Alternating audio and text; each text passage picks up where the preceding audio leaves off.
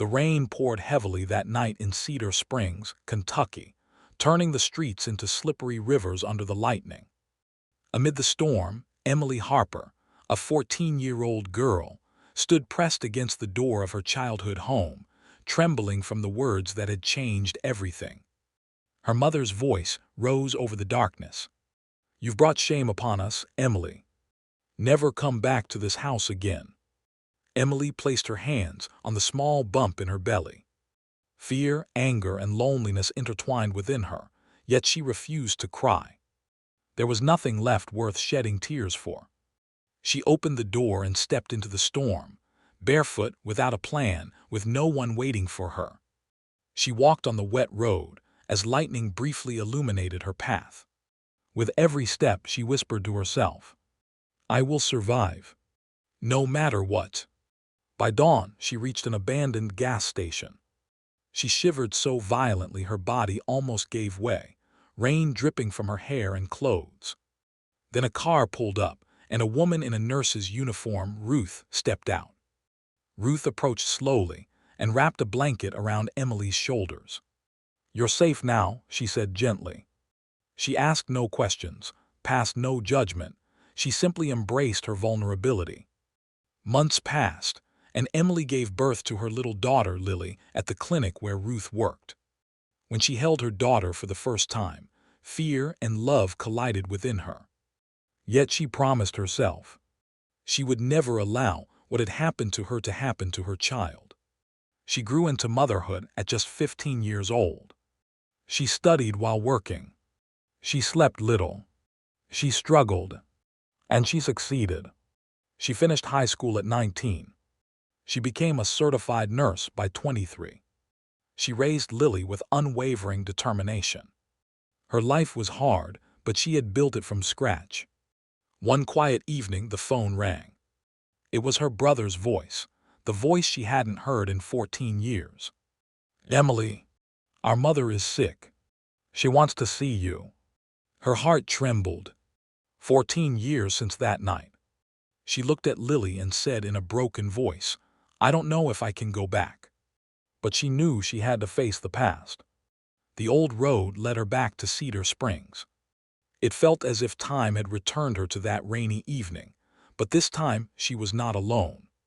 Lily was beside her. When she knocked on the door, Michael opened it. He did not embrace her, but he did not close the door in her face either. He led her to her mother's room.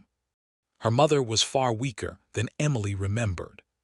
She looked at her with eyes full of belated regret and said in a trembling voice, "Emily." Emily approached slowly, placing her hand over her mother. "I'm here," she said softly. That night, Emily and Lily returned to the house. Lily looked at her mother with concern, as if sensing the shock she had been hiding. "Mom, what happened?" Emily took a deep breath. "There's something you need to know. They kicked me out because I was pregnant. I was your age." Lily's eyes widened. "Why didn't you tell me?" Emily was about to answer, but the phone rang again. An unknown number. "Ms. Emily Harper. This is the missing persons office regarding your father.